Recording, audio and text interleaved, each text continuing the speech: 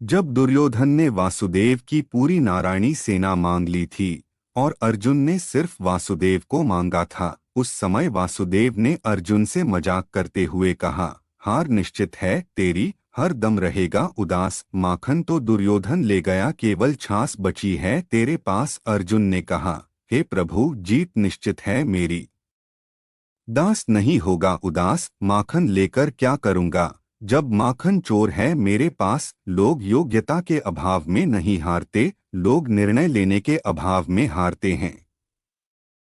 नंदपुरी के राजा को अपनी रानी से बहुत प्रेम था। अपनी शादी की सालगिरह पर राजा ने रानी को एक बहुमूल्य हीरो का हार दिया था। रानी हर वक्त हार को अपने से अलग नहीं होने देती थी, परंतु जब रात को सोने को जाती थी, उस वक्त हार को निकाल कर रख देती। एक दिन संध्या के समय रानी झरोखे में खड़े होकर अपने राज्य को निहार रही थी और हीरो का हार उतार रही थी। उसी वक्त एक बाज आया और झपट्टा मारकर हार लेकर उड़ गया। चमकते हीरे को देखकर बाज ने सोचा, खाने की कोई वस्तु है। वह एक पेड़ पर जा बैठा और खाने की कोशिश करने लगा। हीरा कठोर होता है। जैसे ही बाज ने चोंच मारी तो उसे दर्द से पीड़ा का एहसास हुआ। उसे समझ में आ गया कि यह उसके काम की नहीं है और वह हार को पेड़ पर लटकता छोड़कर उड़ गया।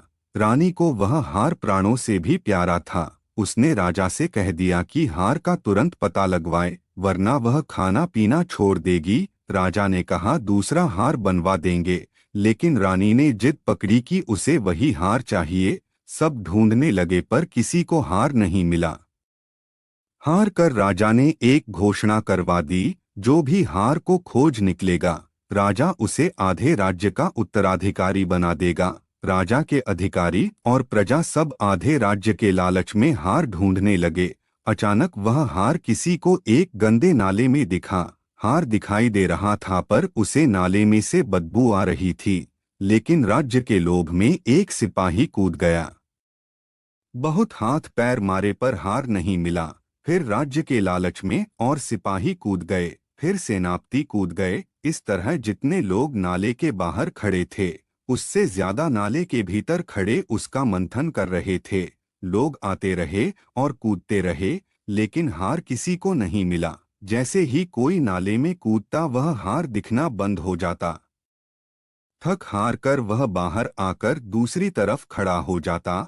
आधे राज्य का लालच ऐसा कि बड़े बड़े ज्ञानी राजा के प्रधानमंत्री सब कूदने को तैयार बैठे थे। सब लड़ रहे थे कि पहले नाले में मैं कूदूंगा तो पहले मैं। अजीब सी होड़ लगी थी। इतने में राजा को खबर लगी। राजा को भय हुआ कि कहीं आधा राज्य हाथ से ना निकल जाए। क्यों न मैं भी कूद जाऊं, और उसमें राजा भी कूद गया।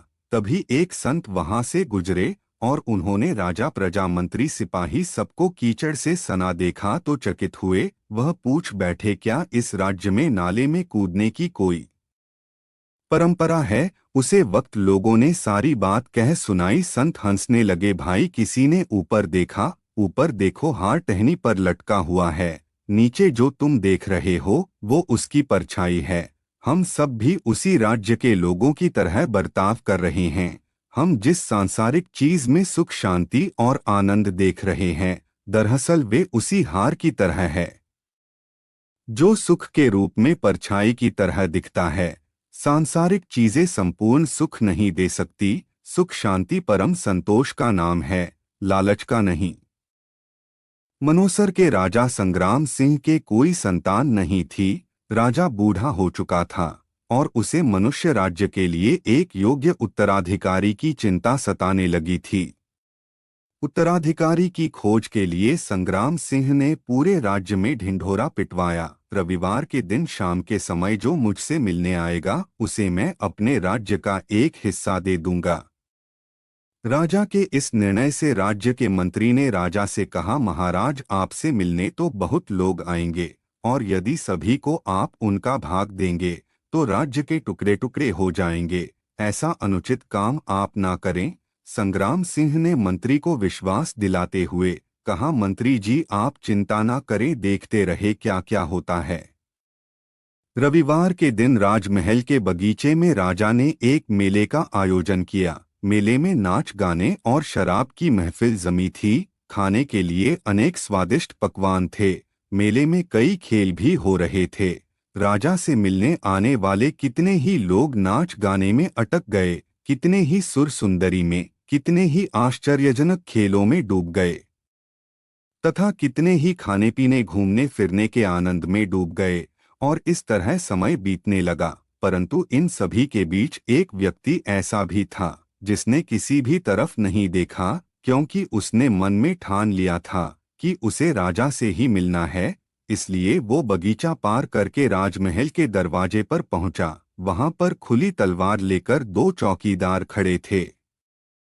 उन्होंने उसे रोका। उनके रोकने को अनदेखा करके और चौकीदार को धक्का मारकर वो राजमहल में चला गया, क्योंकि वह समय पर राजा से मिलना चाहता था। जैसे ही वह अंदर पहुंचा, राजा उसे सामने ही मिल गए और उन्होंने कहा, राज्य में कोई व्यक्ति तो ऐसा मिला जो किसी भी प्रलोभन में फंसे बिना अपने ध्येय तक पहुंच सका। मैं तुम्हें अपना आधा नहीं, पूरा राज्य दूंगा। तुम मेरे उत्तराधिकारी बनोगे। सफल वही होता है जो लक्ष्य का निर्धारण करता है, उस पर अडिग रहता है, रास्ते में आने वाली हर कठिनाई का तत्काल सामना करता है और छोटी छोटी कठिनाइयों को नजरअंदाज कर देता है। विंध्याचल पर्वत के पास गांव में दो साधु रहते थे। दिन भर गांवों और मंदिर में पूजा पाठ करते थे। एक दिन गांव में आंधी आई और बहुत बारिश होने लगी। दोनों साधु गांव के पास एक झोपड़ी में निवास करते थे। शाम को जब दोनों साधु वापस पहुंचे तो देखा कि आंधी तूफान के कारण उनकी आधी झोपड़ी टूट गई है। यह देखकर पहला साधु क्रोधित हो उठा और बोलने लगा, भगवान तू मेरे साथ हमेशा गलत ही करता है। मैं दिन भर तेरा नाम लेता हूँ, मंदिर में पूजा करता हूँ, फिर भी तुमने मेरी झोपड़ी तोड़ दी। गांव में चोर लुटेरे छोटे लोगों के तो मकान को कुछ भी नहीं हुआ। तेरा ही काम है, हम तेरा नाम जपते हैं, पर तू हमसे प्रेम नहीं करता। तभी दूसरा साधु आता है और झोपड़ी को देखकर खुश हो जाता है, नाचने लगता है और कहता है, भगवान आज विश्वास हो गया कि तू हमसे कितना प्रेम करता है।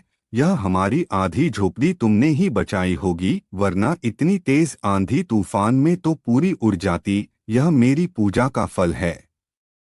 कल से मैं तेरी और पूजा करूंगा। मेरा आत्मविश्वास और भी बढ़ गया है। एक ही घटना को दो अलग अलग लोगों ने कितने अलग अलग ढंग से देखा। हमारी सोच हमारा भविष्य तय करती है। हमारी दुनिया तभी बदलेगी जब हमारी सोच बदलेगी। यदि हमारी सोच पहले वाले साधु की तरह होगी तो हमें हर चीज में कमी नजर आएगी, और अगर दूसरे साधु की तरह होगी तो हमें हर तरफ अच्छाई दिखेगी। हमें दूसरे साधु की तरह विकट से विकट परिस्थिति में भी अपनी सोच सकारात्मक बनाए रखनी चाहिए।